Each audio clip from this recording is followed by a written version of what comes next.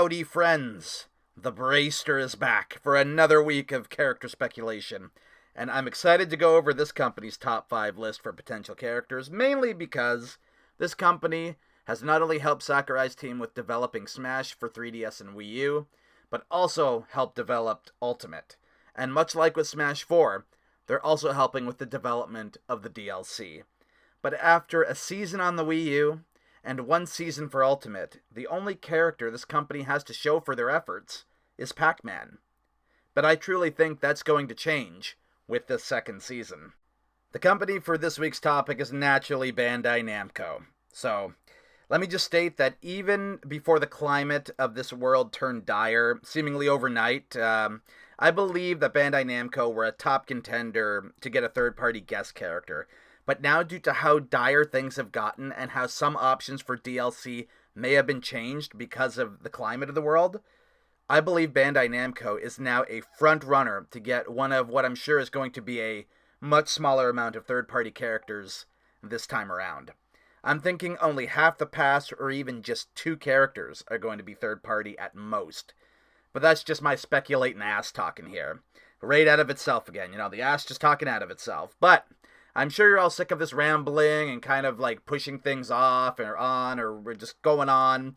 So let's just get to the list, right? So here we go. Before we get to the legitimate number 5 spotted character, we will look at who was just bumped out of the running. But she's still as likely as any of the other candidates in this top 5. But I chose the character who edged her out due to simple genre preference. So yeah, it's not that I think the actual number 5 of this list is any more likely, because they're not. So just outside this week's top 5 is Cosmos from the Xenosaga series. Fresh off an Easter egg appearance in Xenoblade Chronicles 2, we have this android fighting machine, who's female in appearance, which is something that hasn't fully been realized in Ultimate yet, minus Byleth, but remember, the female alt still ain't the default skin, y'all. Cosmo suffers from the same issue that our soon-to-be number 5 spot suffers from, and that's a lack of relevancy. And I don't really know if that's much of an issue, because honestly, if Banjo and Kazooie are anything to go by, relevancy is not the end-all be-all. However, that duo was highly requested in the community for a very long time. And only as of last year or so has Cosmo's bandwagon began to roll of late. Mainly due to her being a female character and being that she's an android who goes shoot. People figure her to be a character Sakurai would love to realize as a playable Smash fighter. That, and she appeared in other Bandai Namco games, including that of Soul Calibur 3, where she was in fact a hidden fighter. Some have gone as far as to say that she's considered somewhat of a crossover character for Bandai Namco themselves.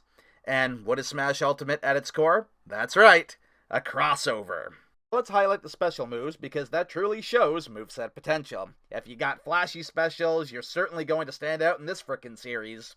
Cosmos' neutral special, Valkyrie 2, is a gun which she would use, and it would fire explosive bullets, and you can control the speed by button tappage. It could be aimed similarly to Joker's gun, if you wanted a kind of point of reference there. Side special would be G-Shot, in which Cosmos would lunge forward with her Gatling gun and strike with a barrage of bullets. Up special, aka her recovery, would be Energy Wings. Cosmos would sprout angelic wings made of energy and soar upwards. And last of all is down special, which would be your defense menu. Yes, similar to that of Heroes Down special, you will select a list of options that will repair, shield, counter, or boost you. Depending on which item you choose, you have to decide in fast reaction when pulling up your defense menu. Lastly, she'd be another character with a gimmick, since we haven't had one of those in a while. Her gauge, though, would be a boost gauge. This would charge like Cloud's Limit and allow her to cancel other special moves as well as chain into other ones on the fly.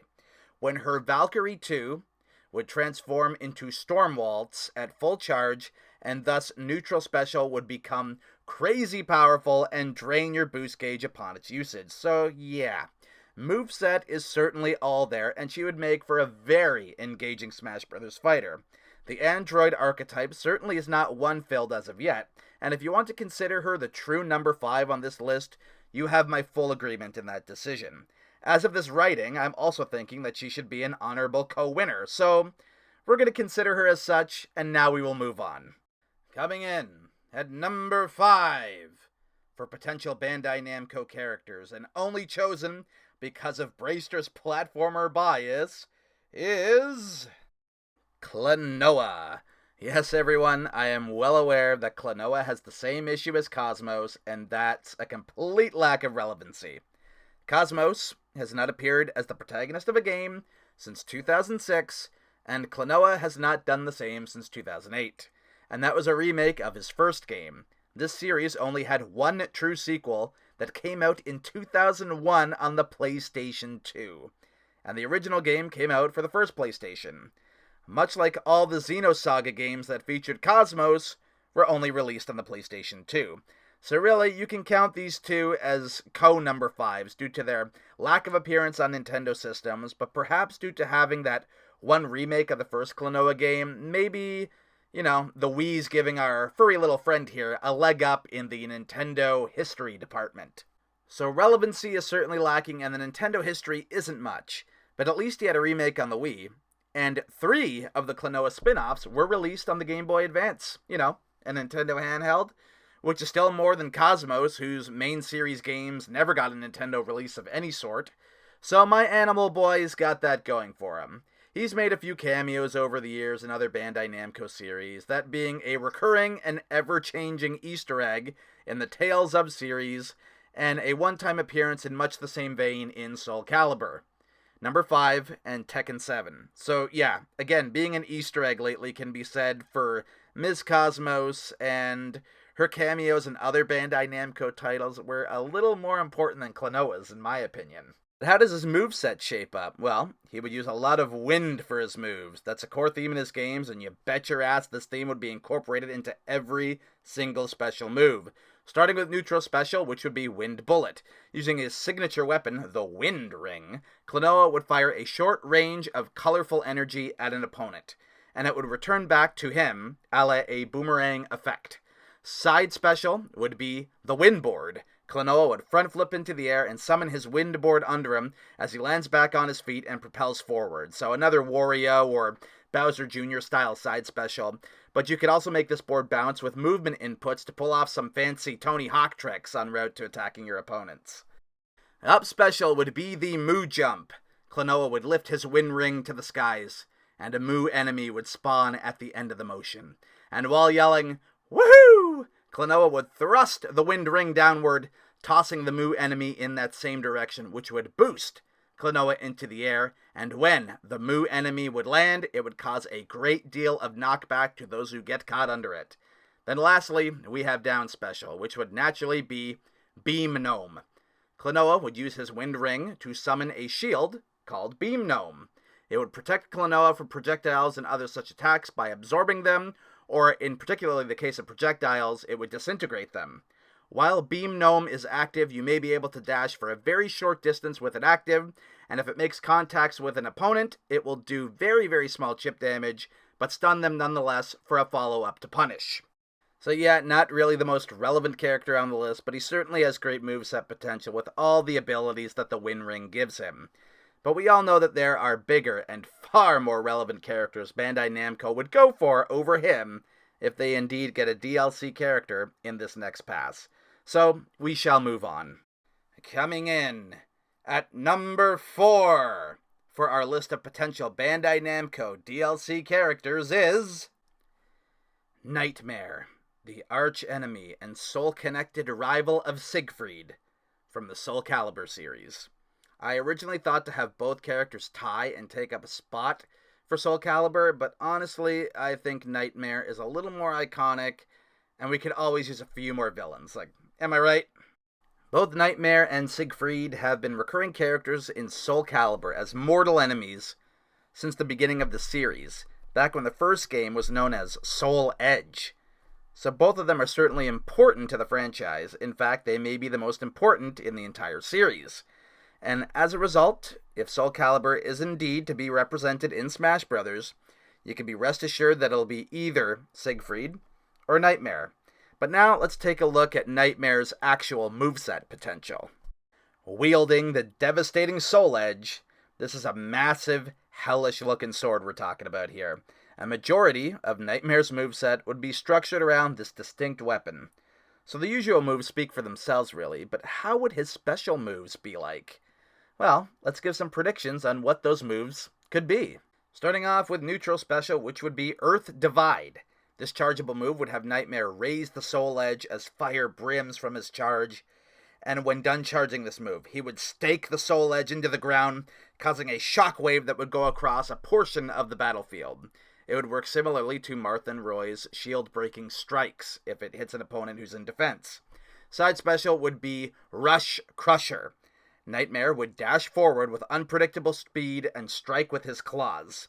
Inputting this move again when timed right would have Nightmare perform a full-on tackle of his opposition. Up special would be Soul Blaze.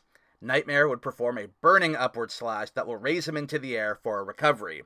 Again, think of Roy's recovery for a good mental image if you need one. If you press the attack button while in midair, however, Nightmare would perform his Cannonball Splitter, a downward spinning slash that moves diagonally. Soul Calibur is one of Bandai Namco's biggest franchises that's been going on for a long time now.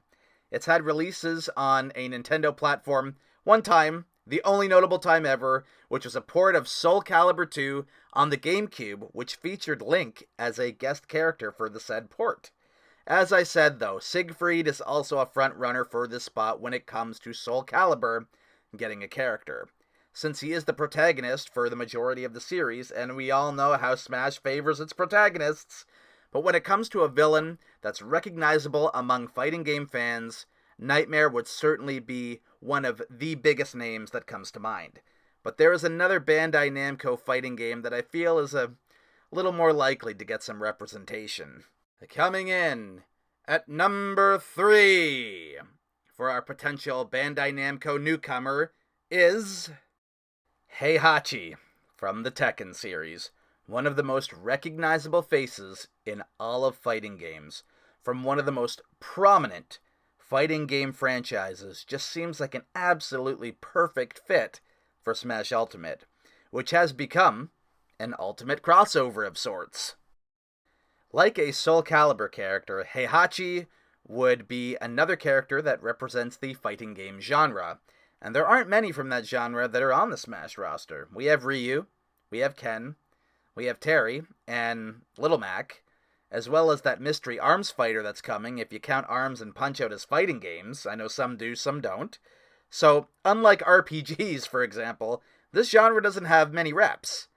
While Hachi may not be as well known as, say, Ryu, he's not too far off from being that popular. This game could use another legendary fighting game star, but moveset has always been a reason that's held Hachi back. It was the reason he was just a Mii Brawler costume back in the Smash 4 days. But let's take a look at what they could really come up with for special moves. Let's see if we can make it interesting, shall we? Starting with neutral special, Hachi would use a pile driver. When in close contact with an opponent, Hachi will deliver a pile driver, straight out of wrestling. To make this move even more enticing, after delivering the pile driver, your opponent will be slightly buried, so you can continue to punish after the move's execution. Side special would be the Lightning Hammer. This move would be chargeable, in which Hachi charges up and stomps his foot and smashes down his forearm at the same time, delivering big knockback on anyone who gets caught in its full charge and delivery. Fully charged, this move would have the ability to break shield, much like most of Byleth's special moves do. But only this move would break a shield for the old guy. We don't want him to have too many broken mechanics that can be exploited now, do we? Up special would be Demon Uppercut. Hachi would perform an electric uppercut. It would electrocute those who come in contact with it, and it would also be a horrendous recovery for making it back to stage, in much the same vein as Little Mac or the Belmont's recoveries. Use it at your own risk. And lastly, his down special would be Phoenix Wing. It's basically a counterattack. I'll be straight up about that.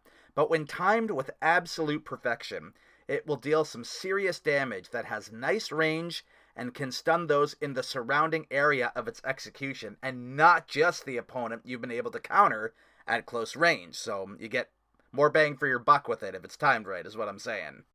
So considering those special moves, I think he has enough unique tools to stand out amongst the rest of the roster. But now it is indeed time to address the elephant in the room. Hachi already has NPC representation in Smash. Not as an assist trophy, not as a spirit, and not even as a Mii costume, which was his fate in Smash 4. Instead, he is included as one of the many sprites featured in Pac-Man's Taunt.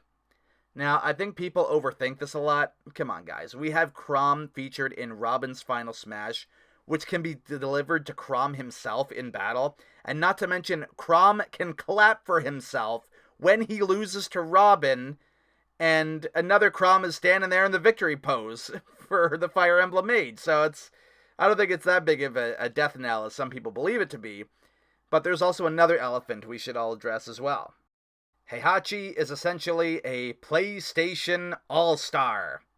Let me clarify this point a bit more. His entire franchise history is on PlayStation consoles, aside from the release each game has had in their arcade formats. The Wii U got one port of Tekken Tag Team Tournament 2, and besides that, every other Tekken game has been released on every PlayStation console from 1 to 4. Hachi himself even appeared as one of the playable fighters in PlayStation All-Stars Battle Royale, that one ill-fated attempt at a crossover fighter Smash ripoff that Sony was behind for the PS3. So, if Hachi did get included in Smash, he would be the only character to have the claim to fame that he appeared in both those series. Also, there is the potential that if a Tekken character is chosen for DLC, it could be the next of kin in the Mishima family tree. The Tekken rep may not be Hachi, but it could be his son Kazuya Mishima, or even his grandson Jin Kazama. Both of these characters have been talked about at length alongside Hachi himself, but have been discussed even more as larger possibilities since Hachi's appearance in Pac-Man's Taunt raised a few eyebrows. I still think the devs would choose him over his own son and grandson, but I think the unholy trinity of either the grandfather, the father, or the grandson needs to be addressed as a full-on possibility for the second Fighter's Pass. We know it's this particular line of the Mishima family tree that will be chosen to represent Tekken on the whole. But I still believe Hachi to be the most likely due to his legacy within this series and how recognizable he is to the fighting game community. So, both Tekken and Soul Calibur lack real Nintendo history, but they're massive juggernauts within the fighting game realm, and they could still be chosen for Bandai Namco's potential DLC character. But this is the ultimate crossover, and Bandai Namco have a character that could really add something massive to the crossover appeal of Smash Ultimate, even if he's slightly unlikely on the whole, even compared to the previous characters on this list. But nonetheless, the appeal of this set inclusion is the reason this next character I'm about to mention is in the spot that they're in. Coming in at number 2 for our list of potential Bandai Namco newcomers is Agumon from the Digimon series. Oh, but Braester, isn't this character anime as fuck? Kind of. Yes, that's how I remember him as well. But there's a bit of a loophole we can kind of squeeze through for this evolving dinosaur. So, a long time ago, Bandai, before merging with Namco, developed a digital monster virtual pet. This was a little LCD pocket game where you tended to your virtual pet by feeding it, training it, cleaning after it, and entering battle mode against another player's virtual pet. This little device is what spawned the entire Digimon franchise, including the anime series that introduced Agumon. So he essentially got grandfathered into being a video game character. With many Digimon video games released in the last 2 decades as well, a potential Agumon inclusion would build to a dream match with Pikachu and give us 90s kids another war we never thought we'd see. Pokemon versus Digimon. Due to the fact that Digimon are always evolving, and that's a key element to how they battle, Agumon would be a very dynamic character, perhaps even more dynamic than, say, Pokemon Trainer is now. So naturally, evolving would be Agumon's unique gimmick. Through the use of an evolution gauge by his percent meter, this would function similarly to Cloud's Limit, from a charging perspective only, but more on that in a bit. So let's start with baby form Agumon himself. You would start in his infant stage naturally as the match starts. As you evolve, so would your specials. But in your first form, neutral special would be Baby Flame, a single hit projectile which is weak, but can be used in quick succession like Fox and Falco's blasters. It can also be charged into Baby Burner by holding down the B button, which would be a single large fireball that would have a multi-hit function. Side special for Agumon would be Crossfight. He would fling forward, swiping and biting at an opponent, and as you chain the attack, you can then get a 3-hit combo if you do it successfully. Up special for Agumon would be Fire Rocket. Agumon would perform a breath of flame in a downward position, which would propel him back up to make it back to stage. Down special for not only Agumon, but for also his next 2 stages of his evolved forms as well. The down special would be Digivice Charge, which controls the Digimon's evolving process. The charging period would last until you fill the gauge. Much like with Cloud, when you perform down B to charge this meter, it will charge much slowly without doing anything. Like if you don't charge it and you take damage, it'll fill up by taking damage, but it'd take a lot longer than just holding down B, much like Cloud. It's the exact same idea here. So to charge to Greymon, it would take about as long as Cloud's Limit takes to charge. Then to charge all the way to Metal Greymon, it would take about 3 times as long as that. When the gauge is full, you would perform down B at its fullest to evolve to the higher state. Obviously, you wouldn't evolve past Metal Greymon, so down special would be maxed out until you get KO'd, and I'll explain that a little more in a bit. When you evolve to Greymon, you would obviously have different specials. Neutral special in this form would be Mega Flame, a single hit projectile that's large and does decent damage and knockback. It's pretty well a better version of Agumon's fully charged neutral special, so when you hold down B to charge Greymon's neutral special, the neutral special would then become Mega Burst, which when charged releases a steam of white-hot fire that covers a lot of range forward from it. Greymon's side special would be Great Antler. Rearing up, he would charge head forward as long as B is held, much like a scary T-Rex running at its foes. And lastly, Greymon's up special would be Horn Impulse. Greymon leaps upward, horns first, damaging those who come in contact with his dome as the recovery is performed. Think of, say, King K. Rool's propeller. Finally, we have come to this Digimon's final evolved form, Metal Greymon.